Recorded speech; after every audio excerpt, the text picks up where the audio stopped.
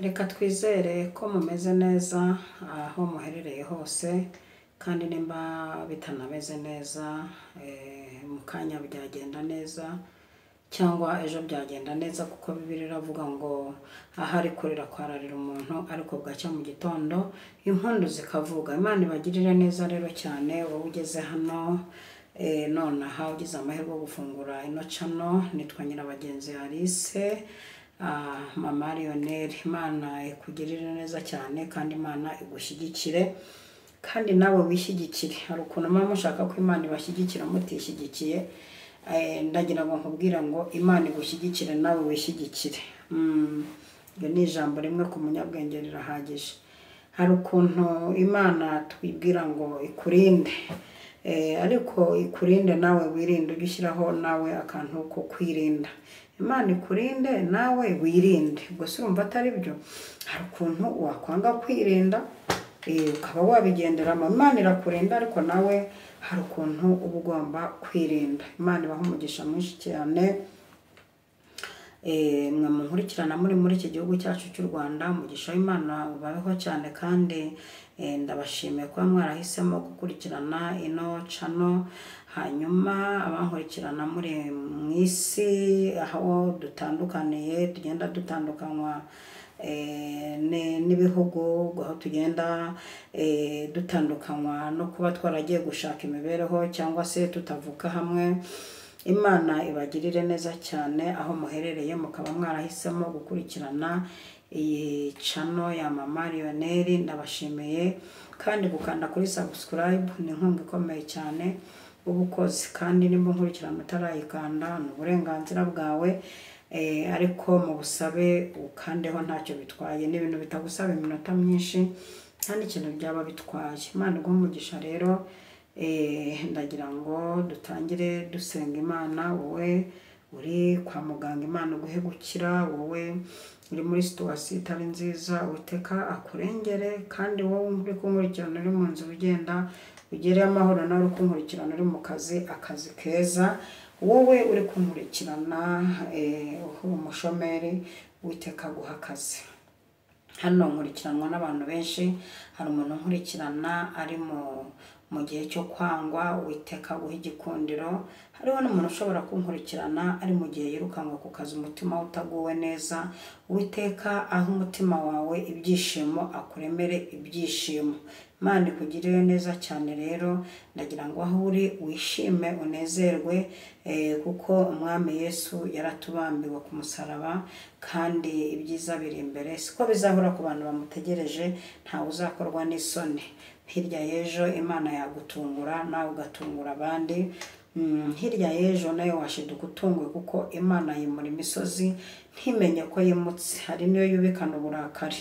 Rero komera ube intwari muri ibi bintu, ujye uba intwari, kandi Imana nireba ubutwari bwawe izakora ibiruta cyane ibyo wibwira n'ibyo utekereza. Ndagira ngo rero dutangire dusenga Imana. Imana ndagushimiye cyane ko uri umukozi w'umuhanga, izina ryawe rihabwa icyubahiro. Ushimiye ko warinze ubwoko bwawe kugeza isa ukaba buteraniye hano baje kumva icyo washyize ku mutima wanjye. Ndasabye ngo ubwiza bwawe bubane n'umuntu wese uri hano, kandi imirimo n'ibitangaza bikomeze gukoreka cyane. Urakoze kuri Imana y'amaboko, mbisenze shima mu izina rya Data wa twese, Umwana n'Umwuka wera. Amen, amen. Yesu abahereza umugisha mwinshi. Ndagira ngo tuganire amagambo y'Imana ari kumfasha cyane. Reka dusome mu gitabo cy'Imigani, igice ni icya 10. Turasoma umurongo wa 4 ndetse n'uwa 5. Haravuze ngo ukoresha ukuboko kudeha azakena, ariko ukuboko k'umunyamwete gutera ubukire.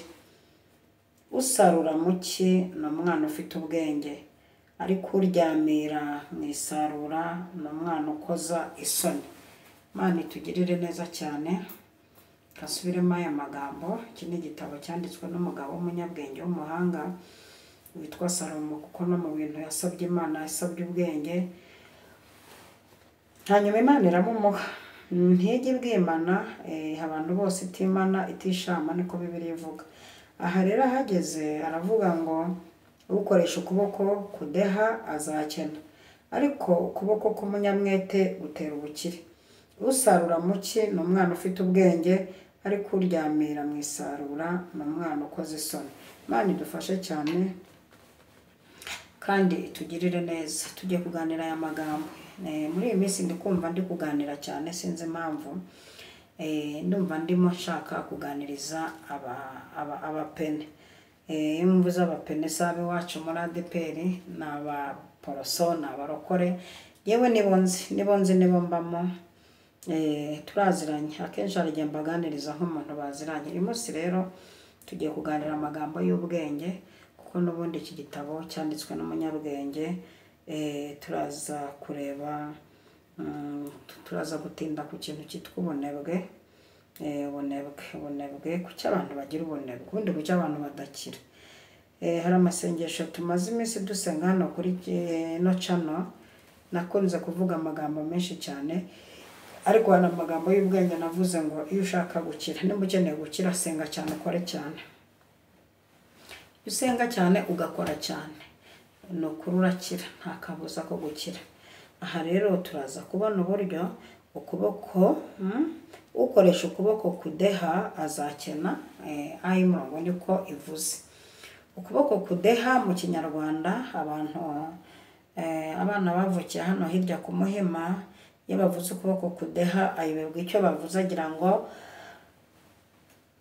ni Igishinwa bavuze. Ukuboko kudeha ni ukuboko gufite ubunebwe, gukora gake, umunebwe mu yandi magambo. Uyu muntu ukoresha ukuboko kudeha azakena. Ndi gutekereza kuri aya magambo, hariho umuntu umwe wigeze gusa naho ajinyora abarokore. Twari kumwe ahantu, twagiye mu kazi muri dekorasiyo. Twarimo tudekora muri sale abantu bakunda gusengeramo. Yari umudamu utari umurokore. Utari umurokore ubwo mashatse kuvuga wenda utari umuporoso, utari wo mu idini wacu. Nicyo nari nshatse kuvuga, kuko ahantu hose harimo umugeni. Ariko ngiye kumbona barambajije ngo ariko mama Leone, ngo kubera icyo abarokore bakunda kuba bakene. Ubwo abimbazaga afite igicupa cya Primus, ntese kubera icyo bivugiye iki?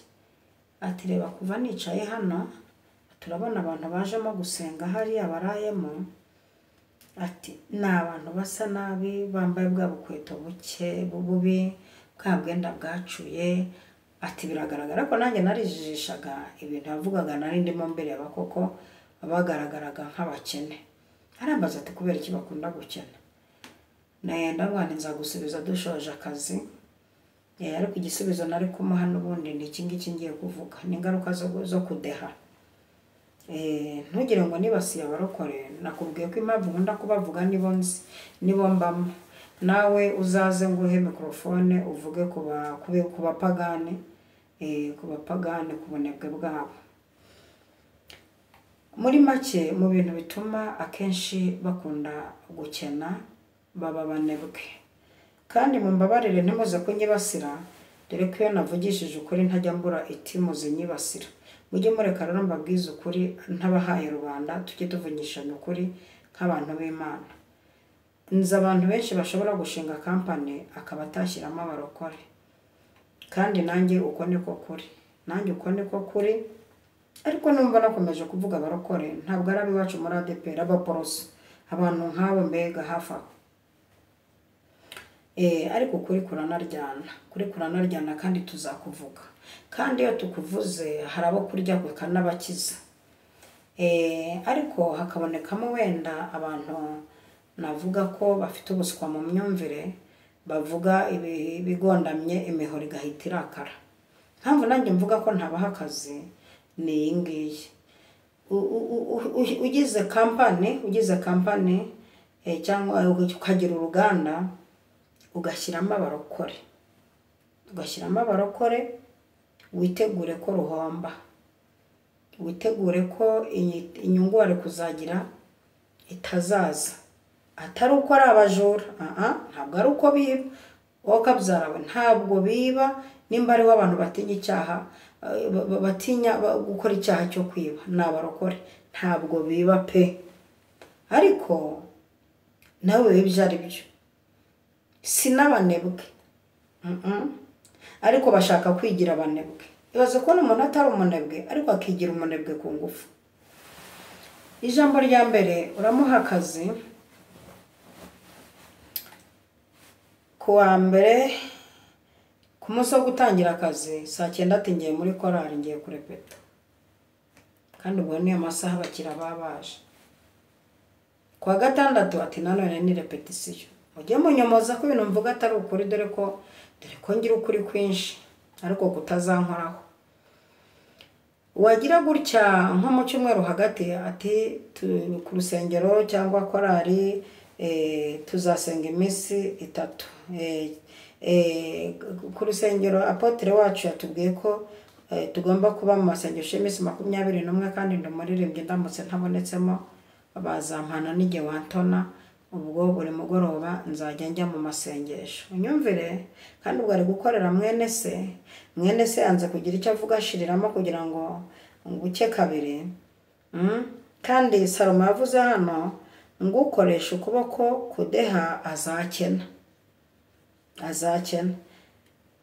Abantu mumenyereye bya za haleluya nyinshi cyane n'imirambararo na munyeganyeze na mumbwirire, muri iyi minsi ntabyo murimo mubona.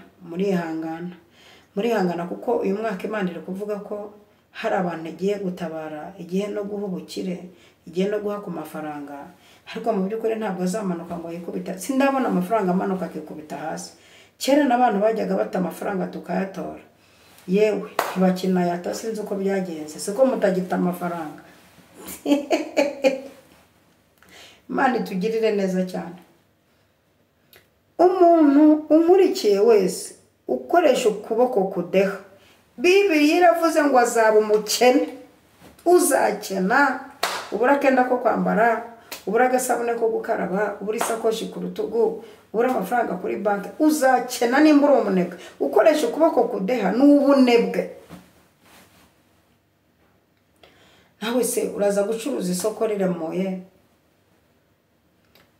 ubwo uracuruza nande, maze bagakunda kuryama kubi. Ya baba, nimba ari amayerekwa menshi bagira, nimba ari amasengesho menshi babamo, byaranyobeye. Ndibuka twiga mu ishuri rya Bibiliya hari mu mwaka wa 2, ariko ni nako byari byubatse no kuva mu wa mbere gusoza. Batubwiraga ko kurara mu byumba by'amasengesho buri bucyo uza kwiga bitemewe. Noneho rimwe nza kurara mu cyumba cy'amasengesho nibagiwe nazangeso nyine zaca barakore ndimo mvuga ahangaha. Rega turi mu kagoroba ko ababyeyi ko kwigaya kuko kwinenga. Agatotsi kantwara gutya gake mfite bike. Muporofaza gake gake ariko ntigeze nkubita.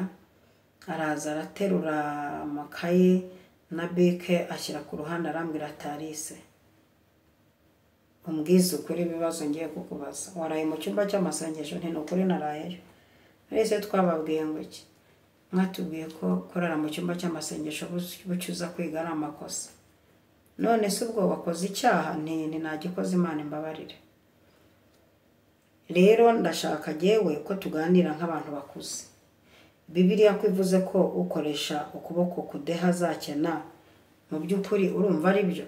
Nta uragira gutyo gahajya gusaba akazi ko mu rugo, kamvuge ku bakozi bo mu rugo. Wacunga ababosi bagiye ukajya kuri WhatsApp, rimwe na rimwe ugatora uburiri ukiryamira. Mu mirimo wakoraga baza bagasanga akazi karacyuza urugo, nturanakoropa nturanakubura. Hari ubundi ubwo nibakwirukana ntuzakena. Uguhaye akazi kugikwa uri umufundi, nta kurangira undi kubera iki? Ubukene. Kuvuga byo murabishoboye, n'impaka zango turwana, cyo ni ibintu byanyu. Uguhaye akazi ntiyongera kuguha akazi, ubwo urumva utazakena koko? uragira gutyo ukajya kwivuza kwa muganga, si hose ndavuga aho nabonye. Umwe ninjiye muri consultation, ninjiye umuganga atangira kunganiriza ibyo abakozi, ati nta mukozi wandangira, ati nari mfite umukozi, ati bigenda gutya na gutya, kugeza ubwo yibagirwa n'umuti yanyandikiye. Ati harya nakwandikiye imiti, ni wanyandikiyeho kabyarawe, nawe ubwo ndebera ko yanyandikiwe n'indwara. Ubwo umuntu nk'uwo nguwo ku munsi ashobora kuvura abantu bangahe? Ukuboko kudeha kuzakena. Iri ryamira ryanyu mwihaye uryama ugashaka kubyuka saa 2. Mperutse kujya mu mujyi nka saa 2, nsanga amaduka ageze nko ku 10 arafunze, arugaye mu rurimi rw'ikirundi. Ntaryo bo. Kandi ibintu nashakaga byari mu muryango wari wugaye. Cyakoze nsanga handitseho nimero ze, ndamuhamagara. Muhamagaye nti narindi hano aho mukorera, ndashaka ibi nibi murabifite, ati turabifite. None se murahagera ryari? Ngo nibwo nkijya muri douche, ngo kandi ndatinda, ngo nshobora kugutinza. Yo. Ukoresha ukuboko kudeha zakena. Undi munsi njya kwigurira ahantu, nahingiye kugura amafi ahantu mu barokore.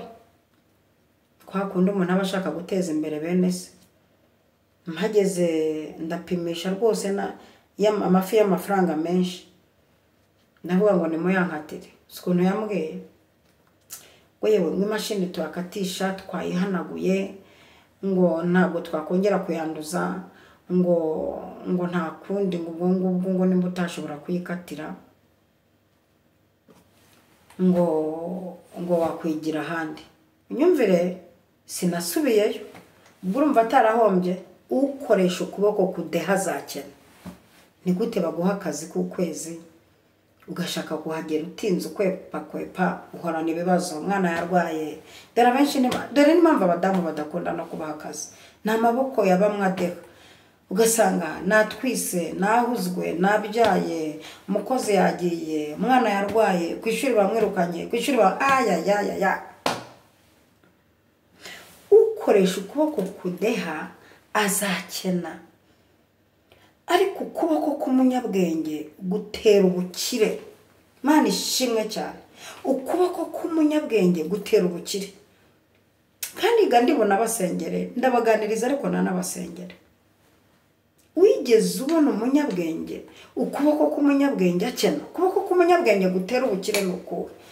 Ni ukuboko kutadeha, ni ukuboko kuvumbura, ni ukuboko kutarambirwa, yakora ibingibi byakwangeje agahindura akajya mu bindi, akakomeza agerageza ntacike intege. Uku kuboko kutadeha ni gucika intege. Iyo agiye mu nyanya bikanga, ejo ajya mu ntoryi, byakwanga akikoza muri karoti, byakwanga akikoza mu miteja, byakwanga akikoza mu mbuto, byakwanga akagaruka mu biringanya, agakomeza akarwaza mpaka ukazagera ku kintu cyawe. Ntugacike intege. Ukuboko k'umunyabwenge kuzamutera guhaga. Hanyuma umurongo wa 5 ngo usarura muki n'umwana ufite ubwenge. Ngaho nyumvira, muki se hera iki? Tuvugishije ukuri. Uretse umuntu w'umunyabwenge, uretse umwana ufite ubwenge, uretse umugore ufite ubwenge, uretse umugabo ufite ubwenge, umusore ni nk'umuretse abantu bafite ubwenge. Mu mpeshyi nta kintu cyera.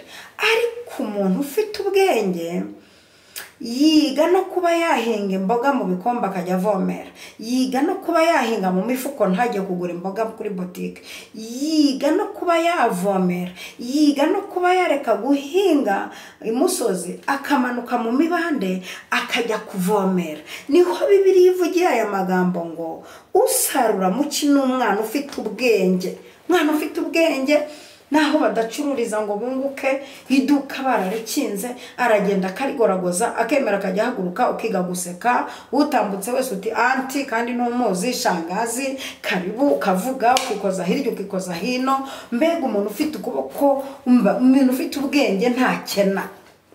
Asarura mu mpeshyi. Ugira imigisha mu gihe abandi bayibuze. Usarura mu gihe abandi byabacanze. Mana ikugirire neza cyane.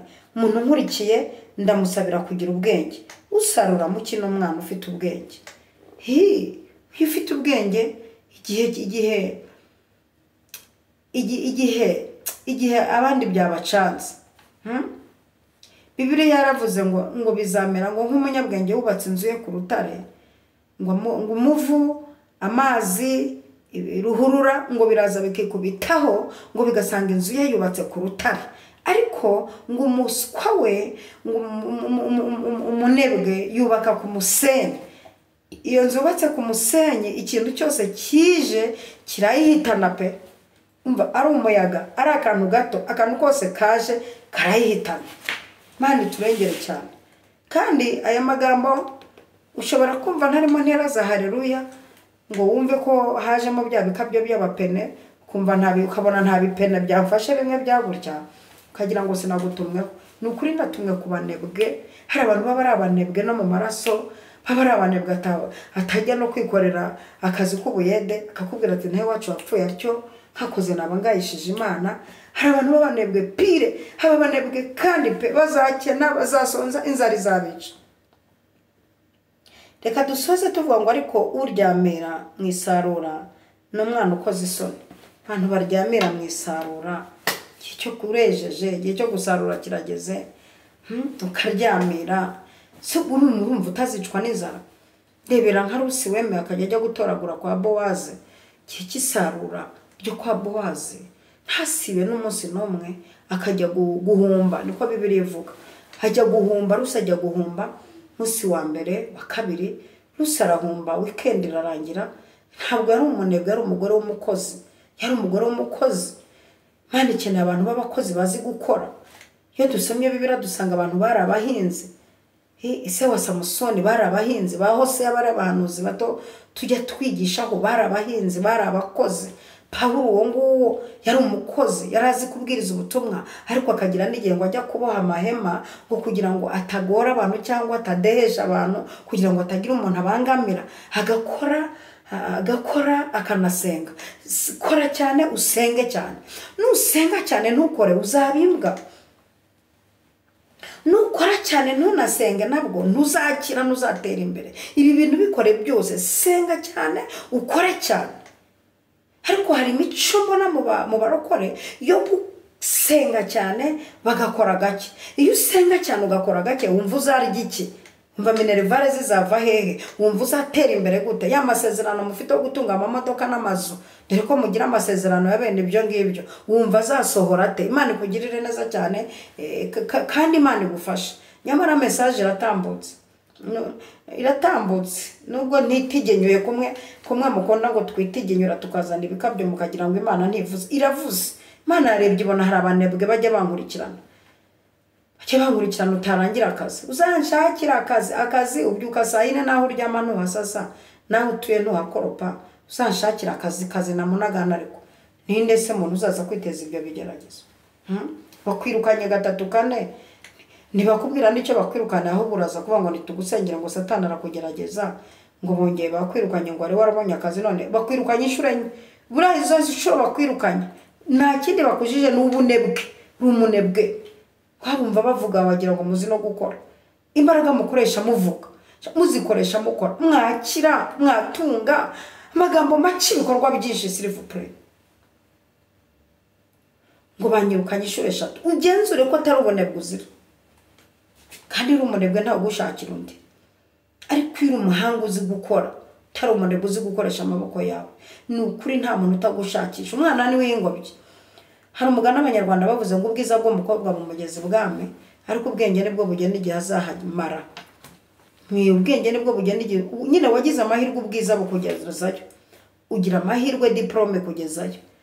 Ibyo wize rwose bikwemerera no gukira. Ariko ugira amahirwe uradepoza, barebye kuri diplome babona nawe mukozi bari bakeneye.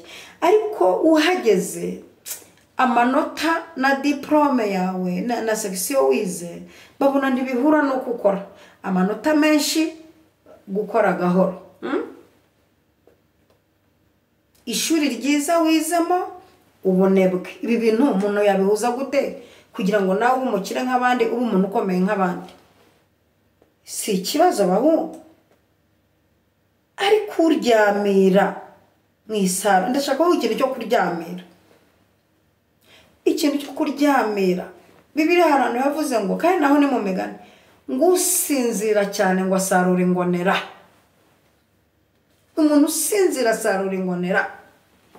Kandi abatera inkuru ku mugani w'Abarundi. Twebwe aho mvuka ntabwo turi abanebwe. Mama dukoreshaga cyane, akaba n'igihe ugira ngo ni mukadata, kadukoresha pe, kadukoresha kanagukubita, kakudiha rwose. Noneho rimwe ndibuka mbere yo kugira ngo tujye ku ishuri, wabanzaga kwikorera imigozi isa abana bavukira hano hirya barayizi. Wabanzaga kwikorera imigozi ukayigeza mu kabande. Imigozi baraye bahambiriye yaraye ahantu munsi y'igiti cy'avoka ndahibuka. Inshishi zirimo, ingonokera zirimo. Kuyikorera no kumanuka ugenda wikura inshishi mu matwi. Ariko turashimira Imana yaturinze ziranshishi ntizitwinjira mu matwi we. Watura ugasanga harimo nk'ingonokera 3 zitakuriye. Imana irinda Abisirayeli riri maso nisinzira. Rimwe rero mama aza komanga ati imigozi mu kabande, imigozi mu kabande. Ndangije agatotsi karantwara ngenda gake, ndota ndimo nyikorera. Ndota ndi kumanuka mu kabande, ndota ndi kuyijyana, kandi ubwo ni mu nzozi. Ngiye kumva numva indobo y'amazi yaraye mu kabindi, amazi yo mu kabindi abakonje nko muri freezer. Ayinsutse bati kandi uzabimuka. Nashugukiye hejuru, nikorera imigozi ndajyana, ndaza njya ku ishuri. Ku ishuri se wapfaga koga, wagendeshaga igikubidomo kugira ngo ugere udakererewe. Uryamira, umuntu wese uryamira, ryamira. Abantu benshi muri abanebwe, hari abadamu b'abanebwe baryamira. Bagapanga gahunda y'abakozi bo mu rugo, ugasanga ukoresha umukozi, ukoresha abakozi babiri kandi nawe uba mu rugo. Ugasanga n'umwana ntagira igihe cyo gukoreshwa homework kandi warize. Umwana agatsindwa imibare kandi warize ko wari umunyamibare. Bitewe n'iki? Kuryamira. Uri umunebwe. Imana itugirire neza cyane. Ndagira ngo twegereze ku musozo, ariko iri jambo ryatunenze. Bibiliya yatugaye. Bibiliya yatugendereye itugaya, yatugendereye twereka ubunebwe bwacu, kudeha, gukururuka, kugenda mu bintu gake, gukora nabi, kwica akazi, kuryamira. Yesu we.